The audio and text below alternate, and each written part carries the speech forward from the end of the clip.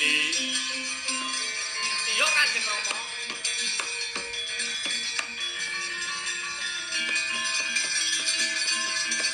Wah, Ali Geni.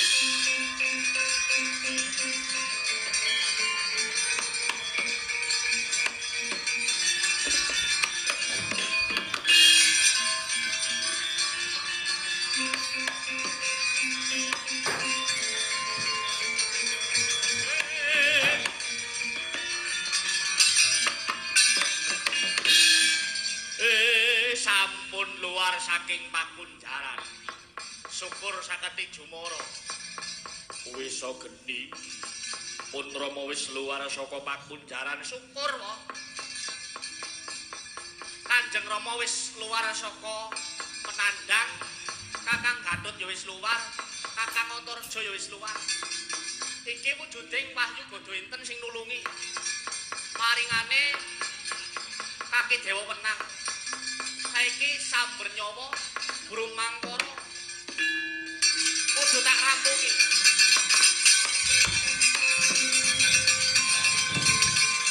Sing ati-ati wisa Geni nggih.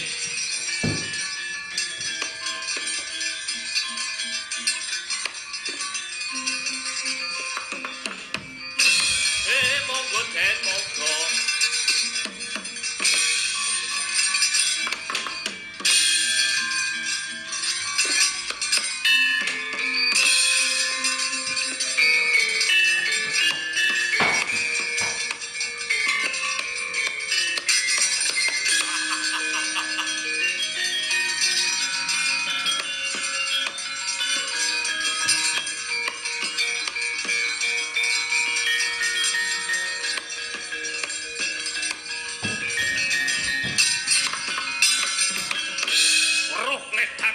Geni yo. Ketoke mentas merguru anyar-anyaran. Lepasi samber nyawa dadi reja kowe wis Geni.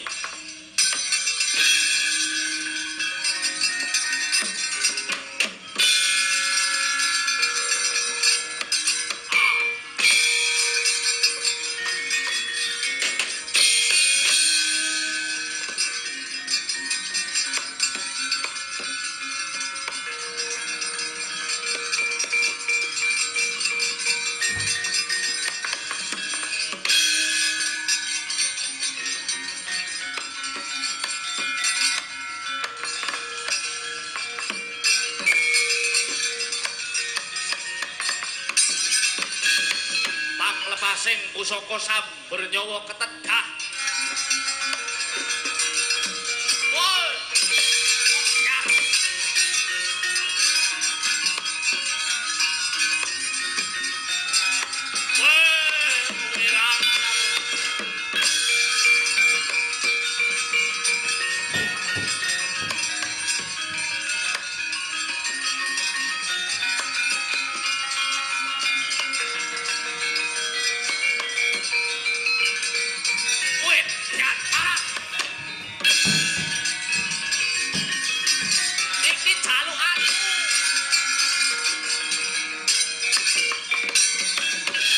Semana Prabu Brahmangara den sabet gada enten badhar kados Bathara Brahma kang tanpa sandangan.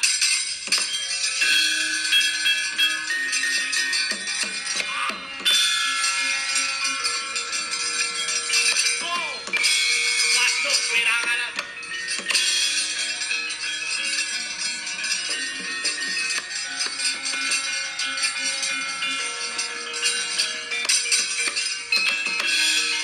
Besok ini ora kanggo sinenggo gampang yo. Iki mungsuhmu Begawan Manik Maninten.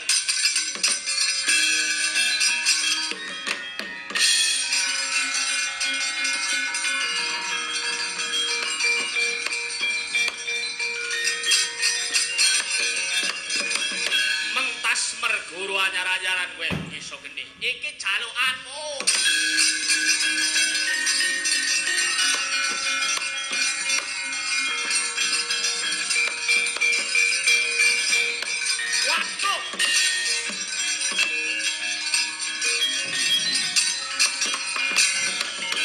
Semono sabet godo inten Begawan manik maniten badar satiring wujud Bathara Guru kang tanpa sandangan dewa.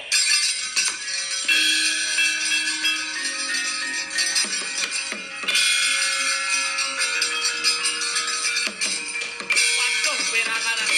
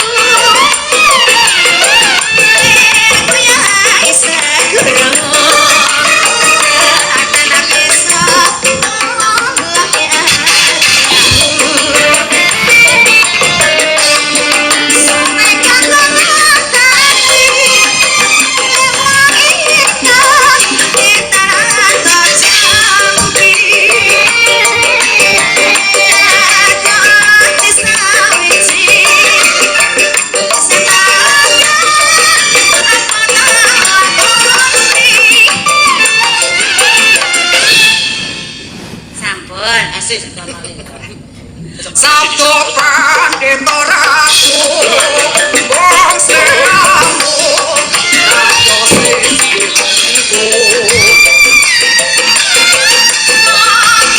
Gusti lan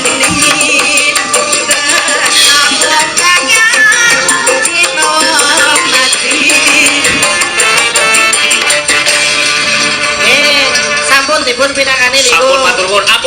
Ampun legane. Nggih sinten nggih kon ngadeg kabeh. Ya. Kecuali ketua Bu Ili ajeng tumuju meneng. Iki ini spesial penyanyi. Caranya iki ya. Ora ketang segongan. Iya, apa? Langkung rong langkung ya. Selangkung terus mengki wonten pamundutan Banyumasan sing kendang terus Dimas. Mas. Nggih, lenggera. Mas Dimas ayo. Oke, selangkung dhisik. Langkung rong langkung kendangane Banyumasan ya, Pak. Oh, sehat, Jeng. Jeng, sehat. Ayo modelnya terus ya. Aja kegatelan sing apa? Hah? Mumpung jese ora nang kan. Oh, kan lagi sewang-sewang nang mana lho. Hah? Lah sat pamit kae. Minse nyumani karo minse. Oh iyalah percaya nyatane penguasa sejagat Banyumas. Ya ora puasa. Masalahe anu ora ngapa-ngapa, kesore ngapa-ngapa aja. ya borang Yuk, senang ora sesekongan bae. sekongan bae.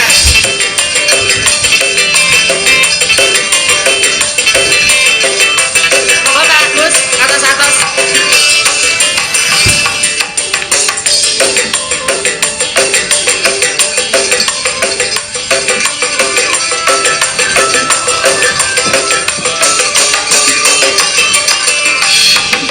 Rasa gitu kuwi lagi sampingan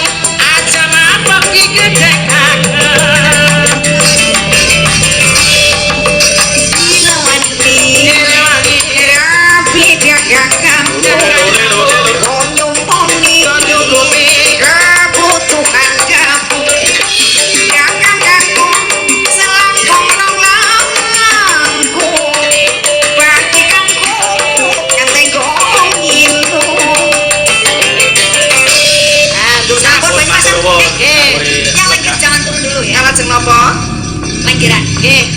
Lenggeran. Lenggeran, terakhir. Seprapat gongan. Mau lenggerane napa mau sonten? Gendrong kula. Lenggeran seprapat gongan si kendang. Seprapat gongan sih. Kendang di masjid. Dim, Dim, kasih Dim. Ayo ayo. Kayak gelebak-gelebek banget ya kayak ramane. Yang jane mantan kepengin jajal Mas Janu je malah. Ah, Janu ora seneng. Ya take janu dengan Dimas wis. Asik. Take Janu deket Dimas. Ya wis. Kok seprapat gongan wis. Kok dimutilasi nang kowe sih. Alah dek, bocah iki. Bocah yang ono digelis bocah pada. Kowe sehat, Dim? Wong tuya gari to mangan. Kowe sama mek. Lho, ngono bocah gogok ton. Oh iya wis ketok lenggah Ini wis, Mas. Pancen genah seleramu tukang keris udah dalan. Di selendang Gak apa ya, Pak? Ki arep apa sih negere? Eling-eling wis mau. Hah? Ora maksudnya eling-eling wis mau kurung negeran. Wis, mau eling-eling. Bendrong, bencong kulon wis. Bedrok guling. Ya, nek ora regong lor ya sekar gadung manut. Yo. Yo, seprapat gongan. Seprapat Dari gongan. Dit.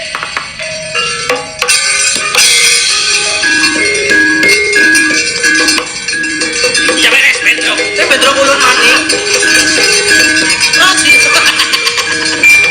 Oh, bebes bendro kulon.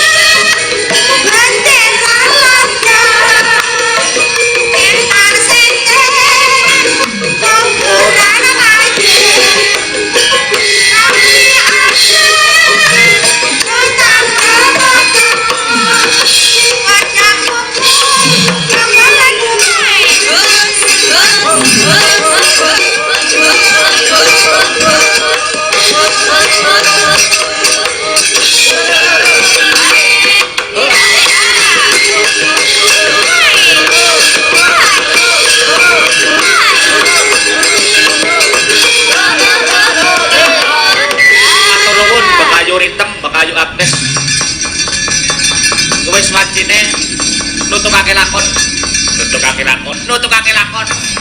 Wong ana salah lumute. Aku sak rombongan. Ayo jaluk pangapura. Jangan aku dong sing ngomong dong. Nggih kok menawi enten lumute kula sak rombongan. Ahmad Suleri kaliyan Ibu Mista. Kula ngaturaken kula nyuwun pangapunten ingkang sak langkung kathah. Mergane kula nggih mung derajate menungso limrah. Ayo Kang Ajalir wis kang kewajiban Kang. Ayo dong ketut naramane yuk.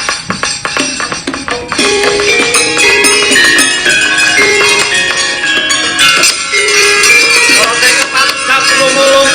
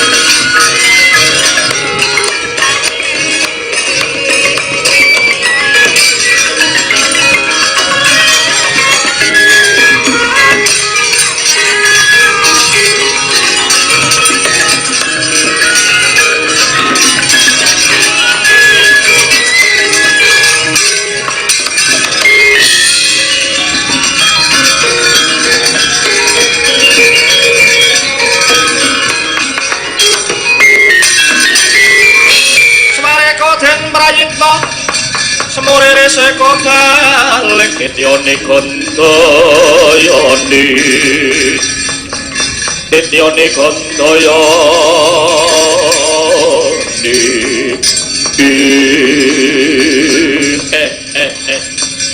Gus keparenga ingkang abdi kula pun Semar ngaturaken bekti Den. Nala garing kula nggih ngaturaken sungkem. Kula bawur iki ngaturaken bekti nggih darane.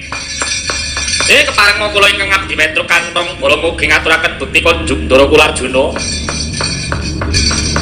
Musdak tampa pangestuku wae tampanana tumrap Kakang Semar garing bawur kalawan Simetruk. Iki Den. Kula tampi kapundi saengga dadosaken cahya nur cahya Den. Nggih kula tampi dadosaken kawilujengan darane. Kula tampi dadosaken jimat Den. Kula tampi dadosaken rah daging kayuwangan kula Gus. Lai begegek sadulita mel. Kita Gunung Boyo tahun damar sasi janur gunung kadingaret Gus. Anggenipun rawuh ketingalipun benek lawan pradatan Den. Monggo bilih kemareng badhe paring dawuh Den. Kawurhanana Kakang Semar Badranaya. Pripun Den? Para putra ing Madukara padha encak. Ora mung putra Madukara putra Jodipati uga encak saka kasatriyan. jarene bawur kang ndirake apa bener pawarta ingkang dak tampa bawur. Iya, niku pancen leres dalane. Kersane Baya Barawi sakmene. Lumarah wonten ing Praja Ngastina nyuwun sigar semangka yen niku. Nyuwun sigar semangka Praja Ngastina nanging garing teng mriku niku enten pendeta anyar. Naminipun Begawan Manik Maninten ngantos ingkang putra niku mundur saking peperangan. Ning kula percaya mundur Ndara Wisanggeni niku pados pengadilan. Pados sastra tegi. Nggih ngrampungi perkara. Bareng ningali kridalen Daratarjan Dara Gatut niku geseng paribasane ke taman pusaka jreg dadi recak. Boten ngobah, boten nglisik. Malah senikene mapan wonten ing Pakunjaran Garang Astina niku. Bapor. Dadi negara Ngastina ki ana pendeta anyar por. Iya ramane. Begawan Manik Maninten pemarape. Sing jarene lagi dadi serayane Ngastina, maning duweni murid jenengane Prabu Brumangkara yen Pak. Sing duwe pusaka ampuh limpung sampun nyapa. Kula aturi ngatos-atos, Den. Genah niki wonten lakuning dom sumurup marang banyu. Gajah ampung-ampungan teki. Yen pancen kaya mangkono bawane putra kowe anak gandelane ati. Garwa sing garaning nyawa aja nganti pancal maya sumusuling Praja Ngastina Kakang Semar Bandranaya. Monggo sampun ngantos dipun tegaken Kang Putra, Den.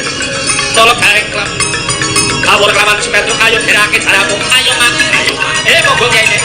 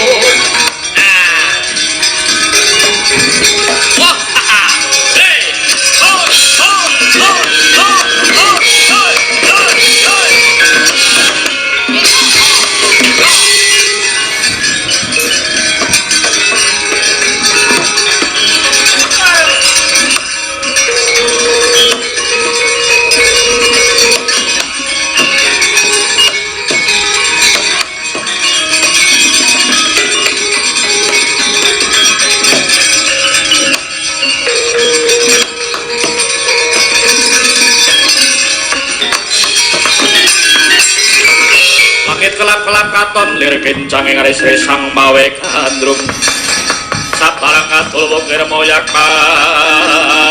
mayik Wis ngancik tapel wates negara Ngamarta. Nggih. Wis arep tekan Ngamarta. Loh. Ana kledang-kledang. Sopo kene Bopo? Ojo, kemalah Janaka. Genah ki arep nulungi. Karo putra-putrane. Karo kanca Dewa padha genah. Lajeng saenipun kados pundi? Pun lepase pusaka samber nyawa lebetaken pakunjaran. Anepo. Pun mundur. Pendawa mati sisan.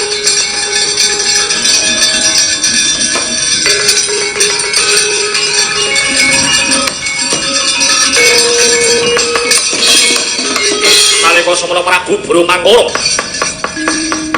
ngasta limpung samber nyawa dipun tamaken kalian Raden Arjuna boten mobah boten nglisik jrep dadi reca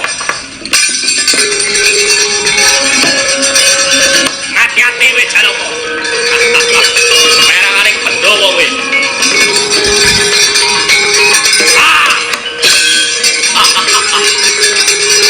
ayo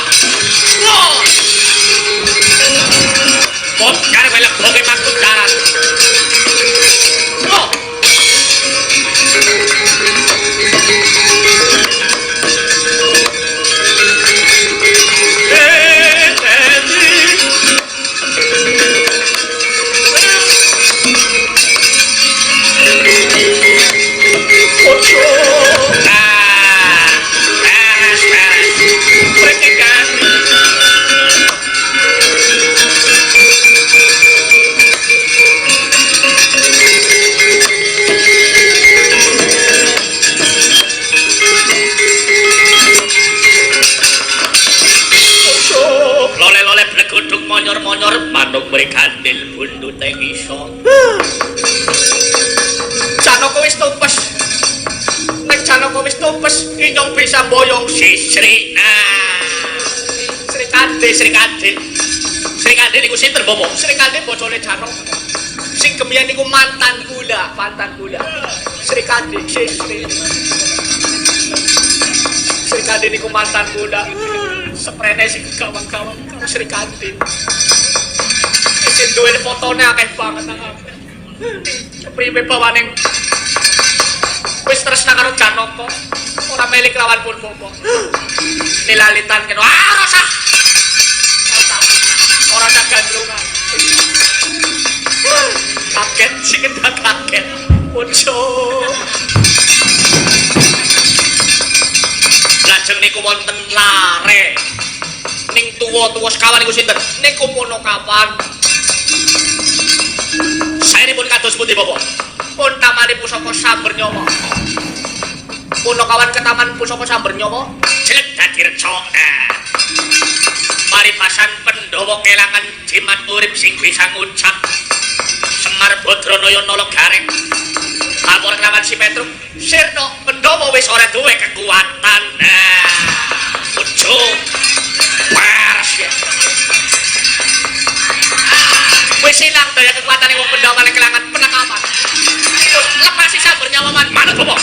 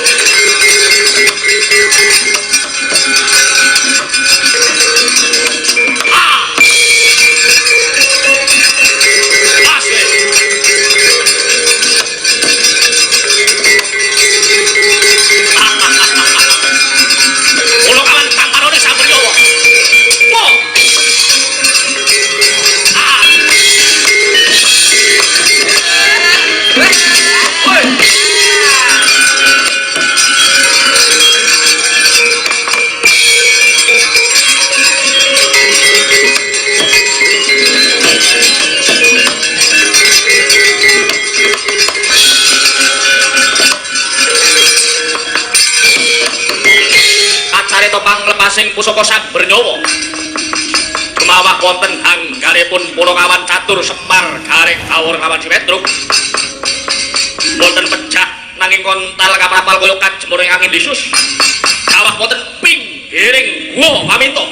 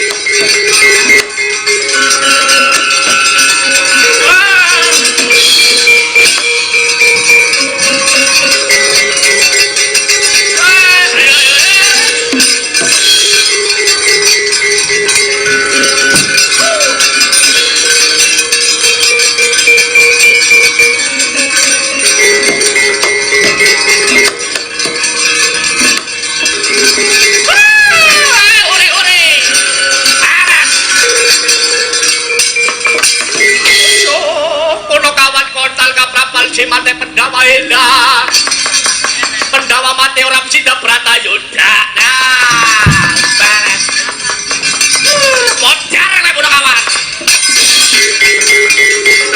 sepur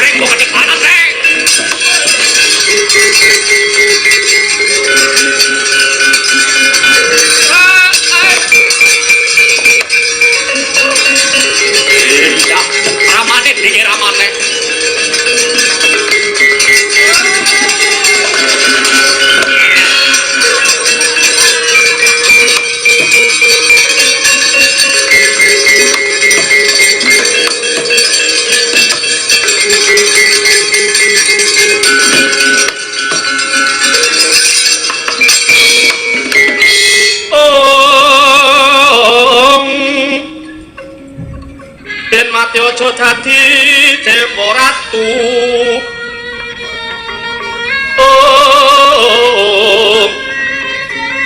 Sukmane kontrang ngandringan ngendi raga leh motibo sukmane layangan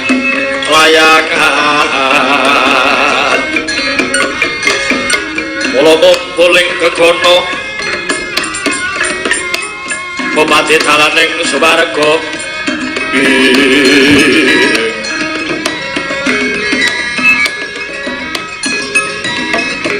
pemati dalaning swarga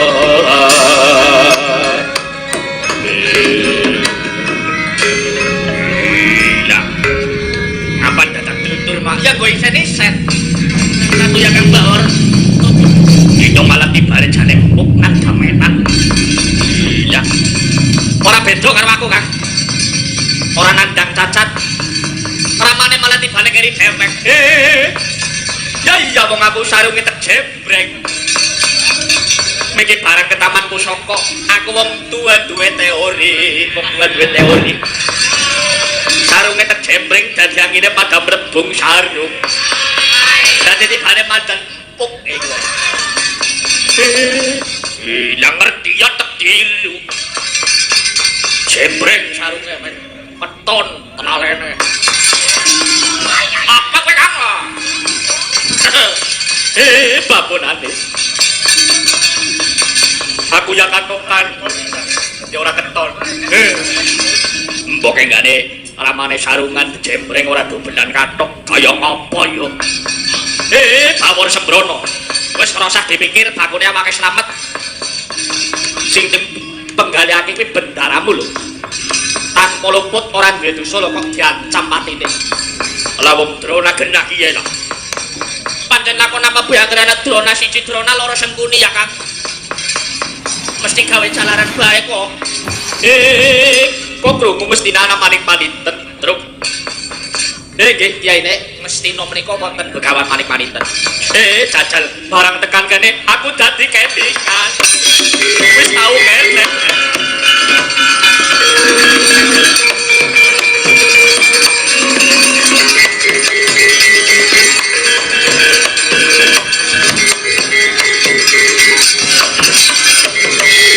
Ya. Rika wis tau ngene kapan siara maneh. Iki Kyai nek ngendika pun nate mriki niku kapan? Kapan ramane kelingan nalikane Ndara Arjuna genturake tapa. Sing pucuking Gunung Indrakila. Gelar pertapan Indrakila Ndara Janaka kuwi mau ngaku dadi begawan ciptaning ya begawan Mintaraga. Awake dhewe ki ora ngaup ana ing jroning guwa Maminta. Lah iya mainyong kelingan. Ya awake dhewe tau ngene pancen ki Mak. Iya. Ning jajal kae iki katekna nang sajroning gua. Ana apa jajal dilebone? Dilebone. Ayo Pak Kawar. Pokoke minangka dadi dalan padang tumrap darat-darane dhewek. Ayo jajal diparani dong. Ayo Kang.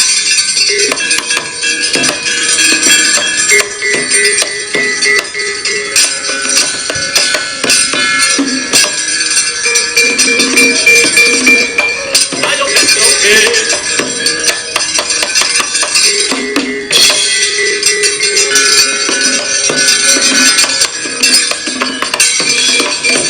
dasare ki lurah Semar Badranaya waspada waskita ngerti sadurunge winaras Sanghyang Ismaya kang ngejwatah kaya jalma limpat tamak bupasane paring dawuh kalian ki lurah Caruk Bawor nala garing Darasi Petruk kula mebat wonten madyaning guwa Paminta sak lebeting guwa Paminta wonten sandhanganing para dewa kang ditinggal ana ing ngalam Ngarcapada.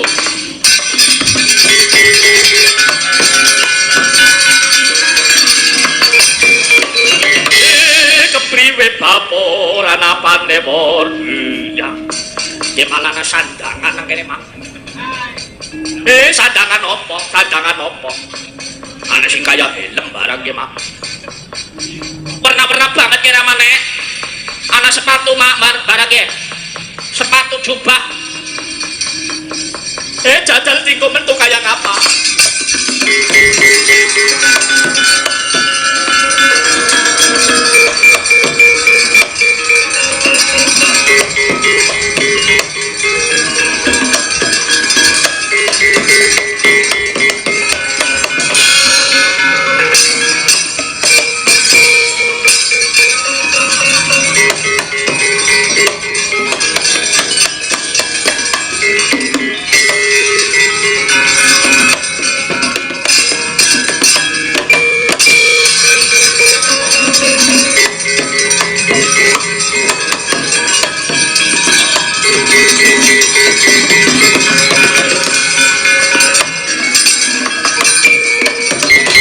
Turu sore kaki ana dewa nganglang jagat saking bokor kencana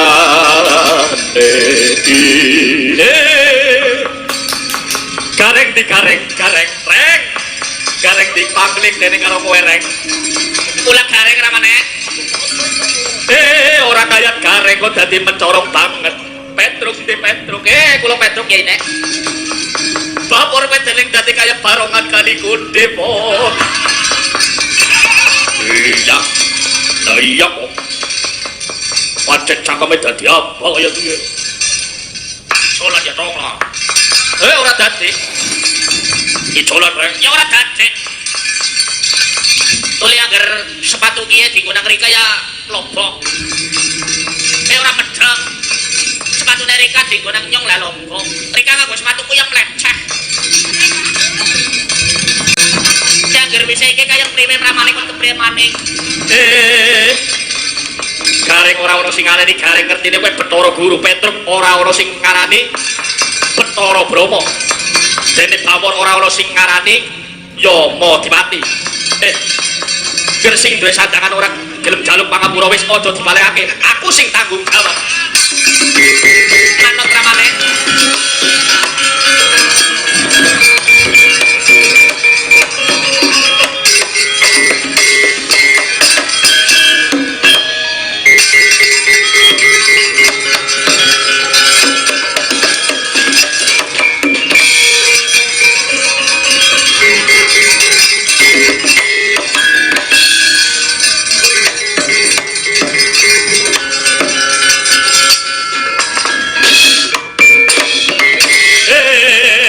Sirepnya kena, sumuknya kena.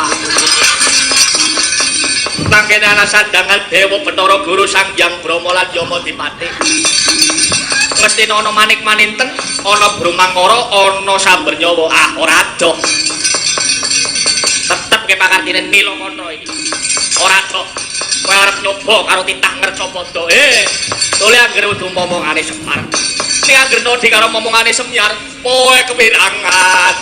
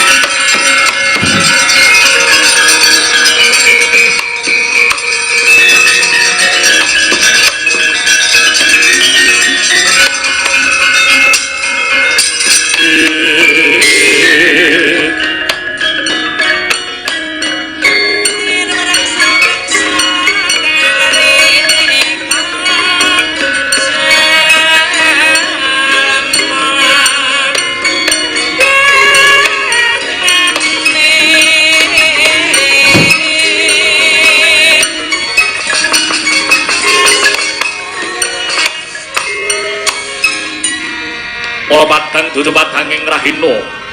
Ana peteng dudu petenging Ratri Glaring kahyangan petung liung. Ya kahyangan Candhi Kupitaya kahyangan Sang Hyang. Kayuwanganipun Sang Hyang menang dewa kang menang murba, tan kena minurba. Menang Masesa tan kena Winasesa. Nalika semana Sang Hyang menang, sabagya nampi sawanipun ingkang wayah ing Trajularayan Raden Wisageni. Manguralon cipta renggane ingkang kababar kaliyan tata lahir.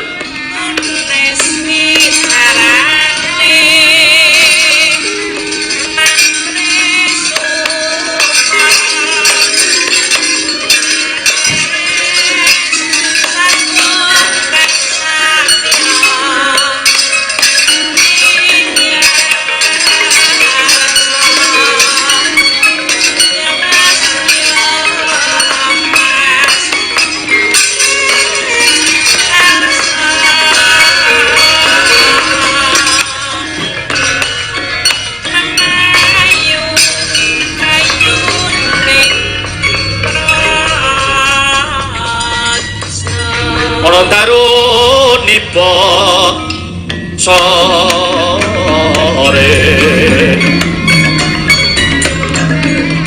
ana dewa nganglang jagat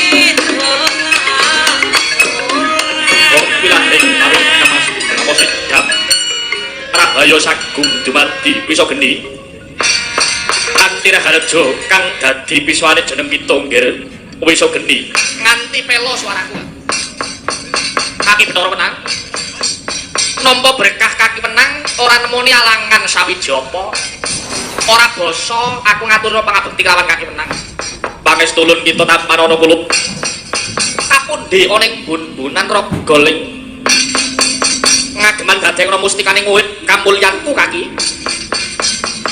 ya ger muga-muga sawise jeneng kita lungguh lanjur apa sing dadi wigati mulu marang kono karasanipun Eyang Ger Gunane ora usah dangu kaki menang ya wis muni ngani lho. Gunane opo dadi dewa menang? Jalaran dewa menang ki kondange dewa sing ngerti sedurung pinarah. Kang wis priksa marang sedurunge dumadi. Putune sowan kok dadak ditakoni. Lirik kaya cangkriman ulun kang gawe, masa ya ulun kang kudu batang. Turun maneh pisang geni. Wong takon wajibe mung diwangsuli. Ya wis. Iki cekak-cekit bae kaki. Dadekno kawruhananmu ya kaki. Gedhe pangapuramu yen aku kowe kurang trapsilane. Sowan orang kayangan kene wis anggrimu bakal nyuwun pengadilan perkara ketentreman negara Ngamarta. Lho, perkara apa, Ger? Perkara ketentreman. Jalaran Ngastina kowe ana begawan manik-maninten saka ing pertapan Bandolan Jagat. Duwene murid ampung Prabu Bronangkara lan pusaka ampuh jeneng Sabernyawa. Apa wis dadi semestine yen to mestine kowe ketunggon pendhita kang tumindake angkara murka budine Candala. Ongger bisa geni. Mbok menawa iku kanggo sarana nodi marang ketrimaning urip putulun ing arca padha antarane Pandhawa lan Kurawa. Mula yen jeneng kita nyuwun pengadilan iki ana wujuding godho enten tampar ana ger bisa geni.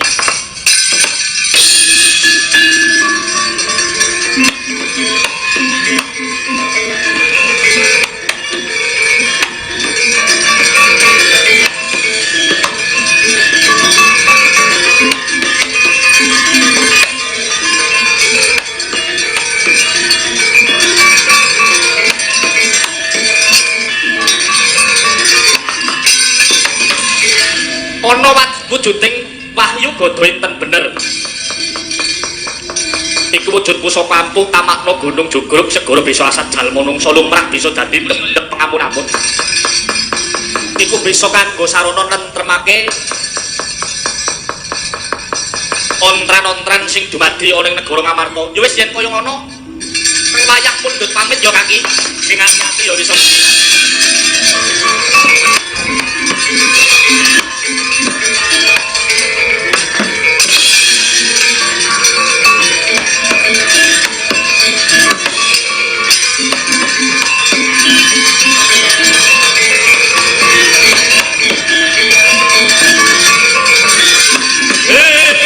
Kula wis sampun.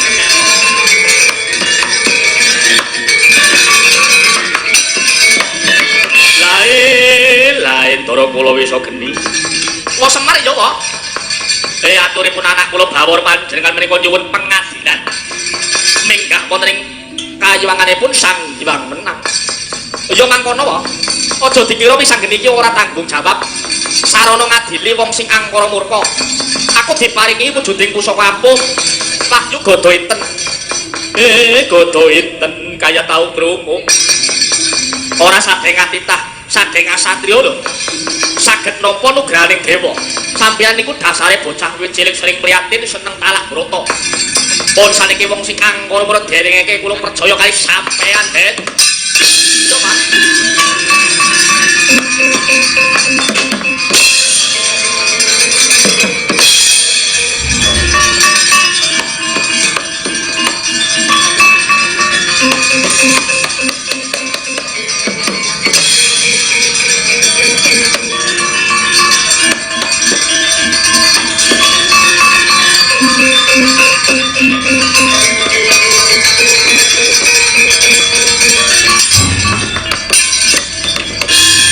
Manjing wonten ing pakunjaran negara Ngastina sabet godho enten jebol pakunjarane.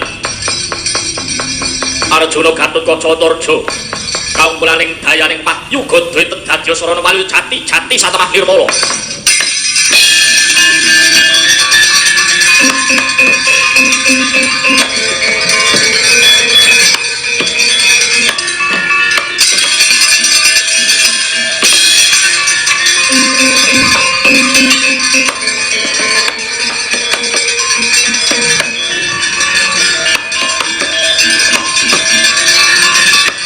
Wis geni. Iya Kanjeng Rama.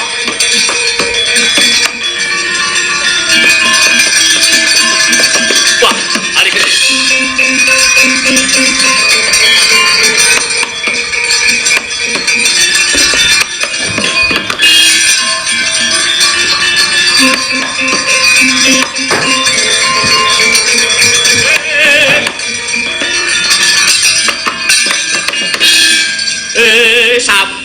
luar saking Pakunjaran.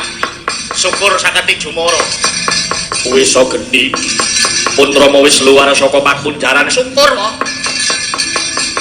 Kanjeng Rama wis luar saka Penandang. Kakang Gatut ya wis luar, Kakang Antarja ya wis luar. Iki wujuding Wahyu Gada enten sing nulungi. Paringane Kaki Dewa Penang. Saiki samber nyawa Brumangkara kudu tak rampungi. Sing ati-ati Wisa geni. Nggih.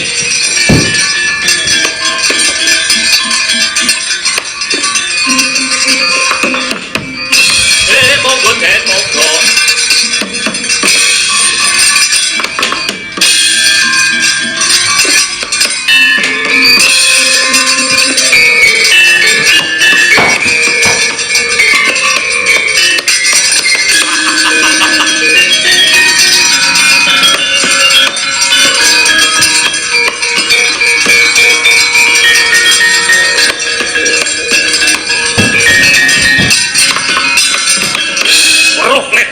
Wisa geni yo.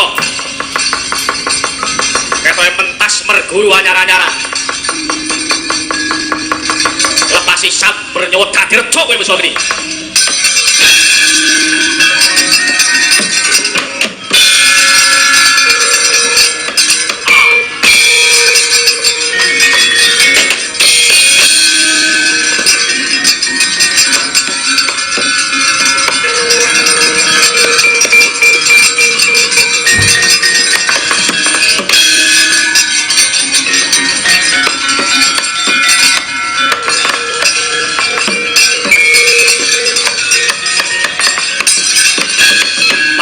Sing pusaka samber nyawa ketedah Wahyu Gada enten babar dados Bathara Yama Dipati kang tanpa sandangan.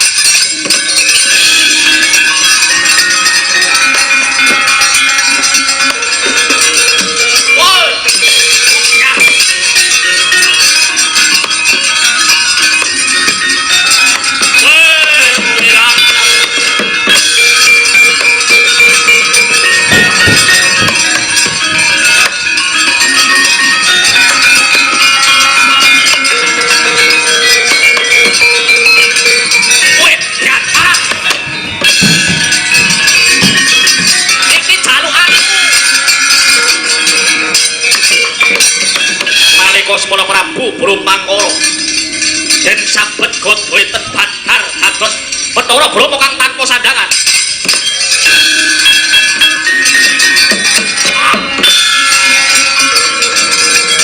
Oh, waduh wirangan.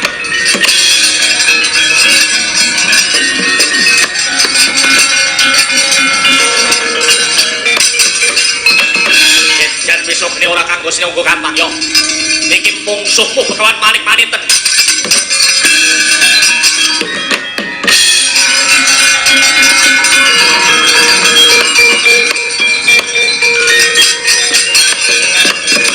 Mentas merguru anyar-anyaran kowe Wisa geni. Iki jalukanmu. Waduh.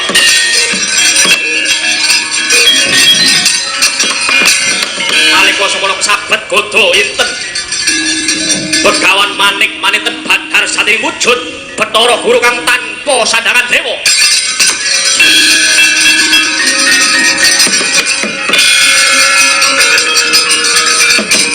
Waduh penanganan.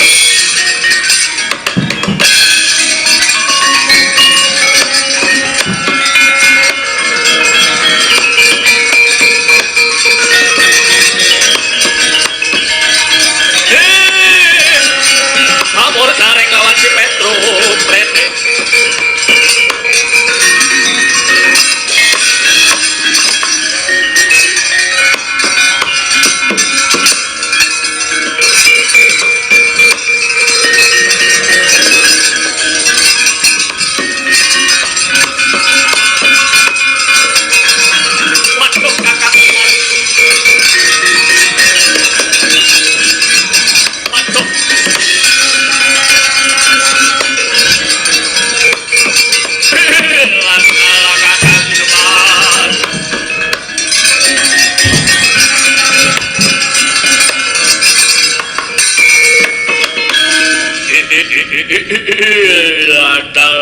gandengan digoleti sandangane nang guwa ora ono.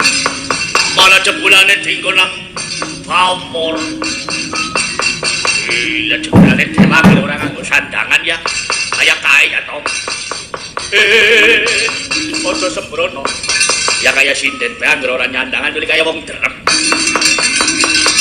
Ojo sembrono. Wis arep kepriwe? Waduh. Kakang Semar Badranaya, aku dodho kelawan keluputanku, Kakang. Kakang Semar kula nyuwun pangapura. Lajal aku njaluk kapura, Kakang.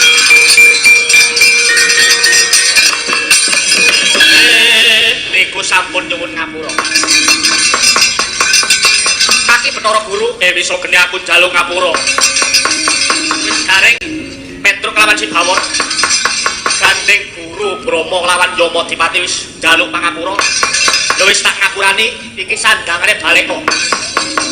Lah, dening dewa ora anak, ora gawa duit apa ya, Mak?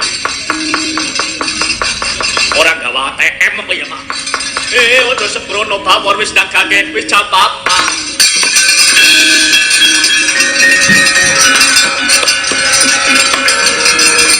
Ayo,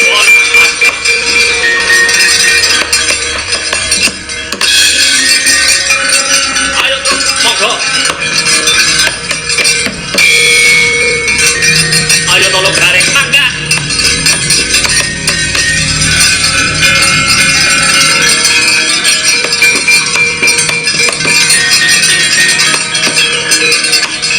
Ulun kondur makayangan Kakang Semar. Ngati-ati Guru. Ulun kondur makayangan Kakang Semar.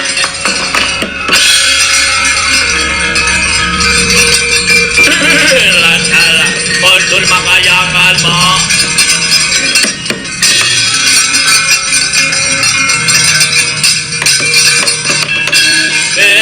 Menika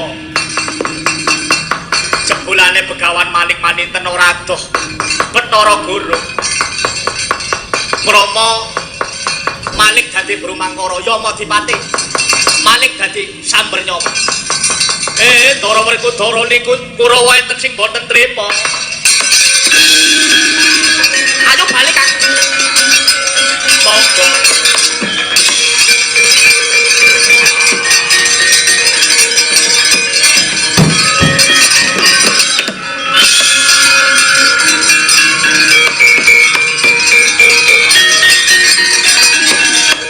Besok ini, gua samudur.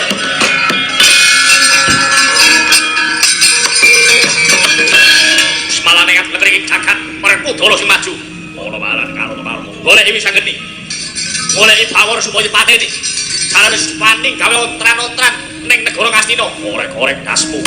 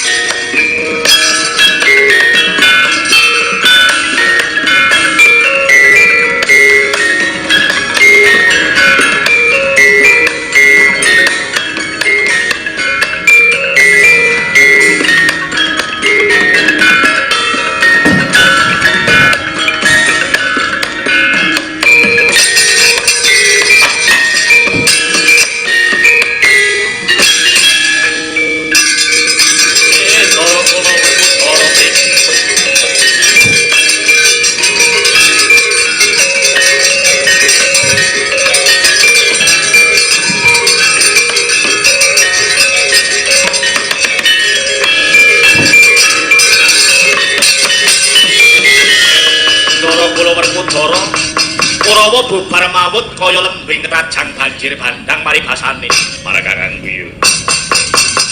Banjur saiki piye? Menika lampan wisang demi gugat. anggen ode ketrimaning murid ndara kula wisa geni iya marang kakang kuwi lampah sampun paripurna Den sing sae dinggo sing ala dibucal kula sak kanca mbok menawi wonten keladoking anggenipun gelar Ringgit Purwa dalu sak mangke kula nyuwun sing agunging samudra pangaksami atur ingkang sae bulajat bapa mangit sekalian ibu lan penganten moga-moga ginanjar kebagas warasan panjang umur murah rezeki selamat sing nanggap selamat sing ditanggap selamat bakul sak rombongane selamat bakul sing karo sing nonton muga-muga diparingi waras selamat kabehan iya marang kakang Santi Rahayu memuji Santi akhirul kalam wabillahi taufik walhidayah wassalamualaikum warahmatullahi wabarakatuh.